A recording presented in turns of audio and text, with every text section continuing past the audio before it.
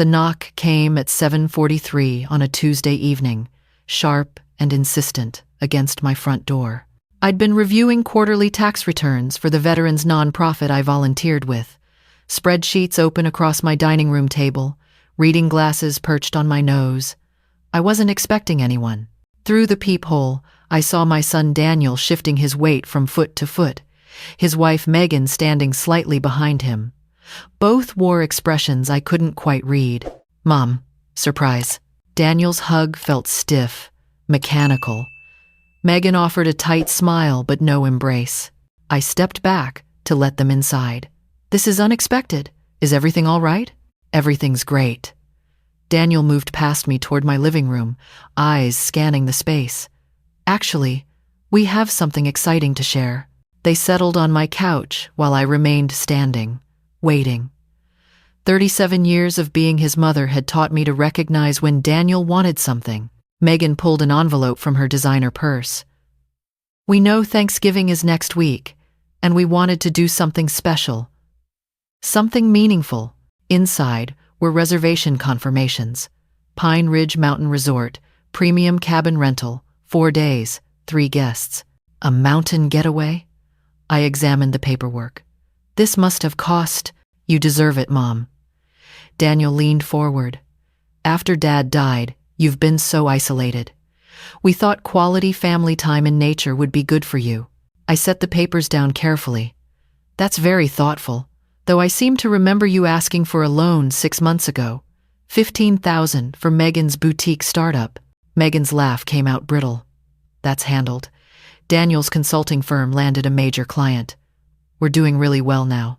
I knew Daniel's consulting firm existed mostly on paper. I'd seen the overdue mortgage notice on their kitchen counter during last month's brief visit. When does this trip start? I moved toward my kitchen, needing distance. Saturday morning. We drive up together. Daniel followed. Cabins 3 hours north. Absolute seclusion. Perfect for disconnecting. 3 days from now? The timing felt rushed. I have a meeting Monday with my attorney. Estate planning review. Daniel's coffee cup stopped halfway to his mouth. The silence stretched. Reschedule it. Megan's voice carried an edge. Mom, honestly, estate planning can wait. This reservation expires Friday. The price triples after that. These deals don't last, Daniel added, his tone dropping into something cold. It's now or never. I turned to face them. When exactly did you book this? Last week, Megan answered quickly. We wanted it to be a complete surprise. Last week, before confirming I was available, before knowing my schedule, the detail nagged at me. Fine, I said finally. I'll go. Daniel's relief looked genuine, which somehow made it worse. Perfect. We'll pick you up Saturday at 8. Pack warm. Weather forecast shows cold nights. They left within minutes. I watched from my window as they sat in their car for several seconds before driving away, heads bent together in intense conversation. I returned to my desk, but the tax returns held no interest now. Instead, I pulled out a small notebook, the kind I'd carried during my years as a forensic accountant, investigating financial crimes. Old habits die hard. I documented what I'd observed. The expensive envelope, Daniel checking his watch 4 times in 15 minutes, Megan's trembling hands when mentioning the attorney, their reaction to Monday's meeting. The planned cabin location I'd glimpsed on the map, isolated, no nearby towns. I sat staring at my notes until midnight. My son wanted me in a remote mountain cabin. My daughter-in-law watched me with calculating eyes. An estate planning meeting had triggered visible tension. Something was wrong. Thursday afternoon, I made a phone call. James? It's Eleanor Hayes. I need a favor. James Kowalski had been my partner at the accounting firm for 15 years before we both retired. More importantly, he'd worked financial fraud cases alongside FBI agents who still owed him favors. Eleanor, long time. What's going on? I explained the situation.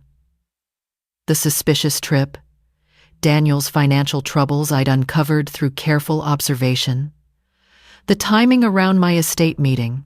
You think your own son, he stopped. What do you need? Information. Daniel mentioned a major consulting client. Can you verify that? Give me 2 hours. He called back in 90 minutes. Eleanor, there's no major client.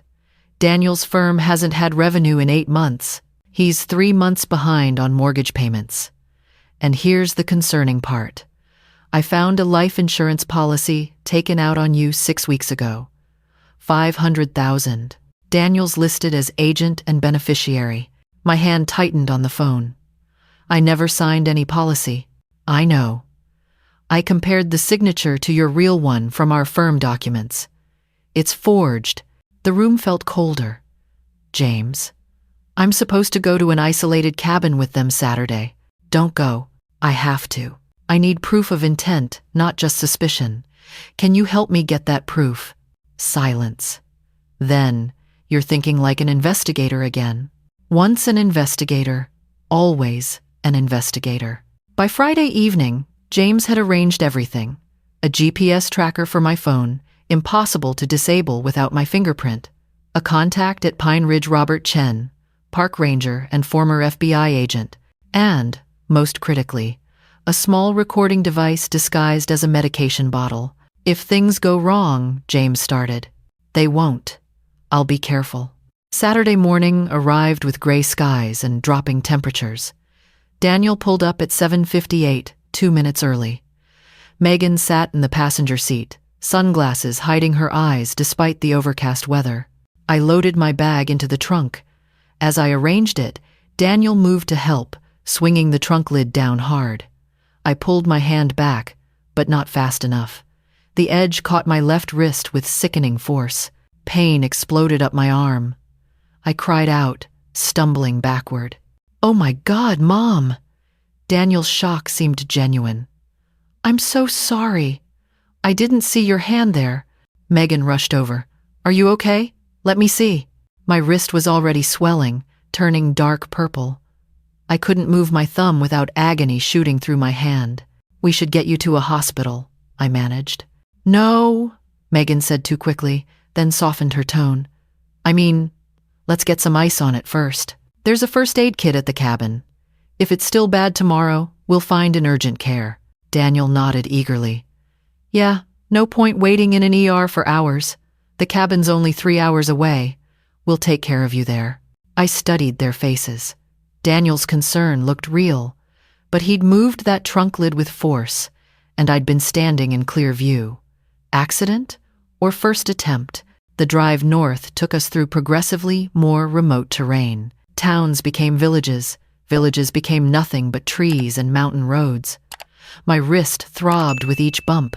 I cradled my injured arm, watching them in the rearview mirror. Megan kept glancing at me, then at Daniel, some wordless communication passing between them.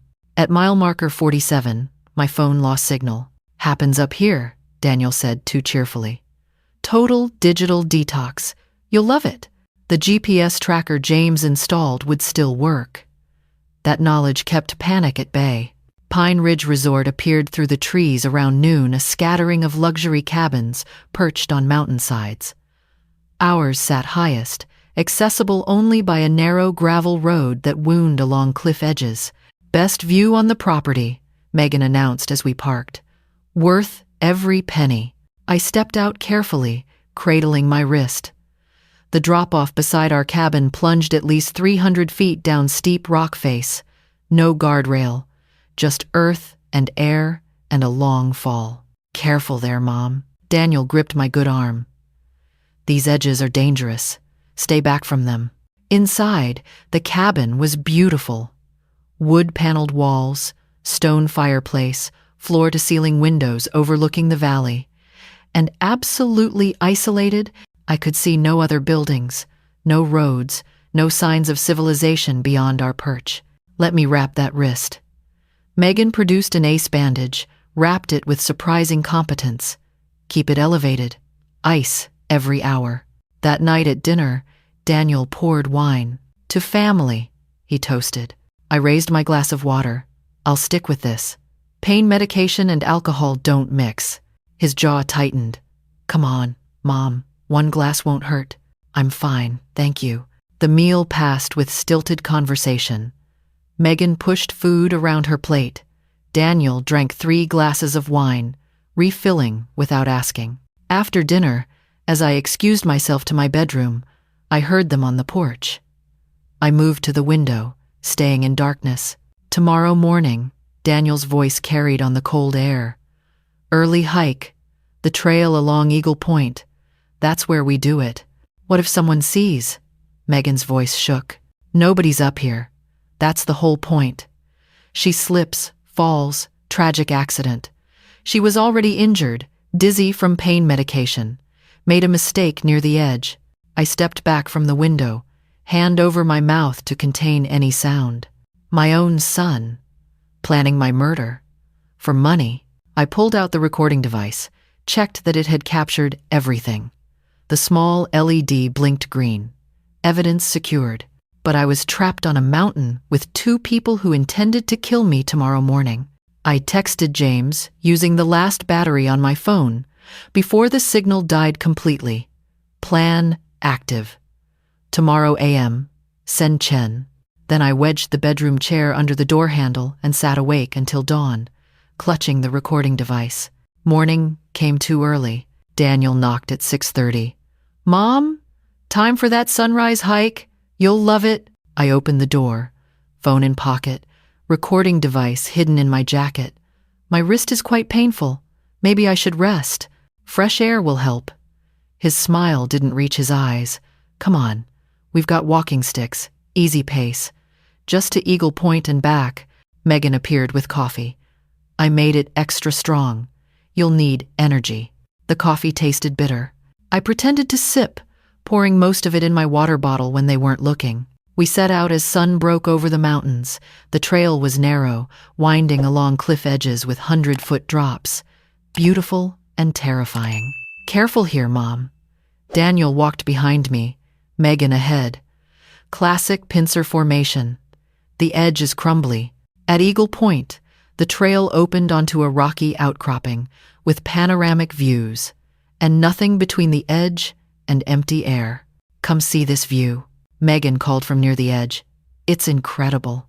I approached slowly, every instinct screaming danger. Closer, she urged. You can't see the waterfall from back there. Daniel moved behind me. I felt rather than saw him shift his weight, preparing. Actually, I turned quickly, away from the edge. I think I need to sit down. My wrist is. Daniel lunged.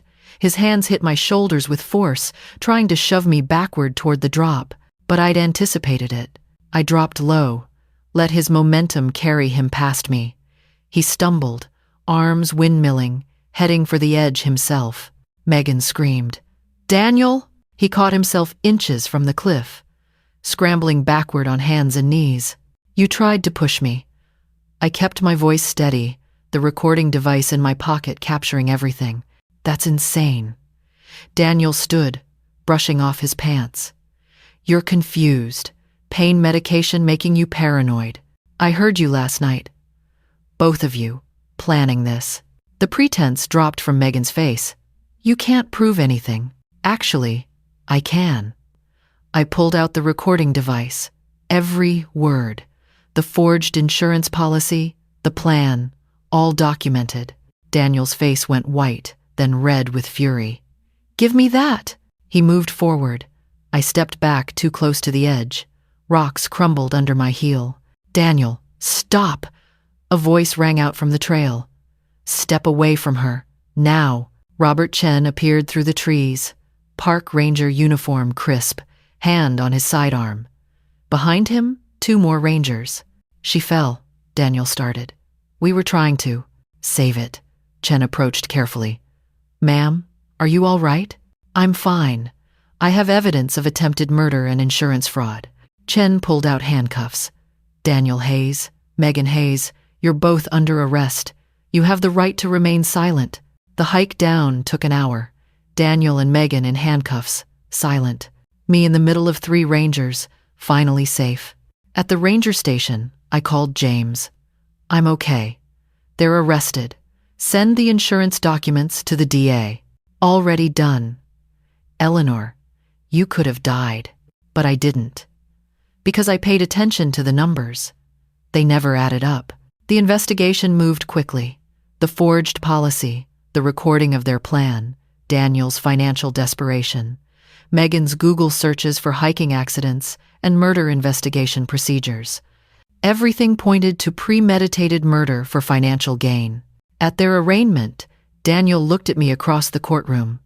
"I'm your son. How could you do this to me?" I met his eyes. "You tried to kill me. How could you do that to your mother?" No answer.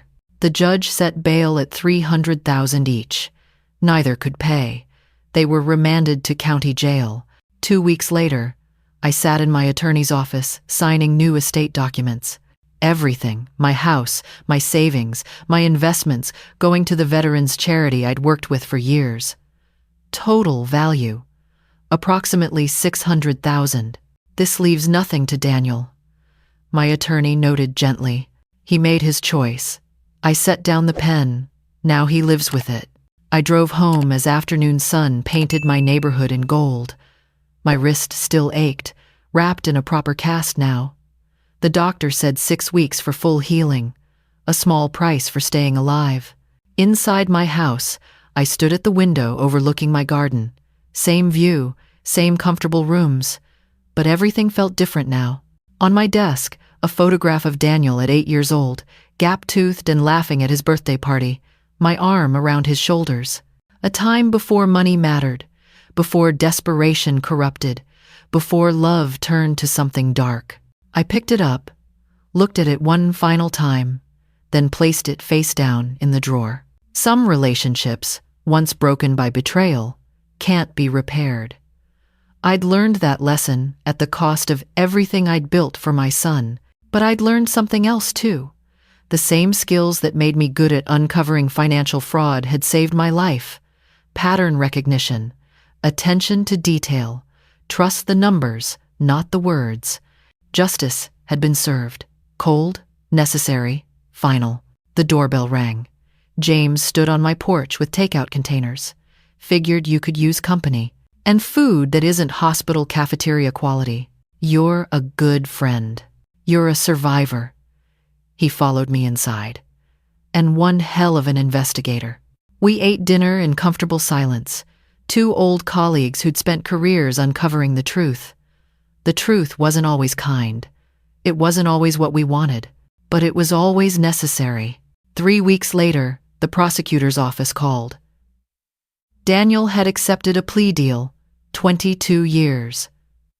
Megan took 15. Both would serve at least 85% before parole eligibility. I hung up the phone and felt nothing. No satisfaction, no grief, just the hollow certainty that this was how it had to end. The insurance company voided the fraudulent policy. They paid me $25,000 in damages for the forgery and emotional distress. I donated it to the veterans charity. My wrist healed. 6 weeks became 8, then 10. Physical therapy, gradual improvement. The doctor said I'd have permanent reduced mobility in my thumb. A reminder every time I reached for something, every time I signed my name, a reminder that I'd survived. On Thanksgiving, I volunteered at the Veterans Center, serving meals to men and women who'd sacrificed for strangers. They thanked me, asked about the cast I was finally free of, told stories of family gatherings they'd attend later. I listened and smiled and felt something warm replace the cold, hollow space inside me. At home that evening, I opened my desk drawer. The photograph of young Daniel stared up at me. I studied his face, trying to remember when he'd changed. When money became more important than love. When greed became stronger than loyalty. I couldn't pinpoint the moment. Maybe there wasn't one. Maybe it had been gradual, invisible, like water wearing away stone. I placed the photo back, face down, and closed the drawer. Some doors, once closed, stay that way. I'd built a new life, from the ruins of the old one. Volunteering, friends like James who'd proven their loyalty, quiet evenings with books and tea and the knowledge that I'd survived. Not the life I'd imagined at 62, not the golden years with grandchildren I'd never have, with a son who'd chosen prison over family. But it was my life. Hard-won, honest, safe. Justice doesn't care about feelings. It doesn't heal wounds or restore what's lost. It simply exists. Cold and final and necessary. I'd learned that on a mountain trail, inches from a cliff edge, staring at my son's face as he tried to murder me. And I'd survived. That was enough.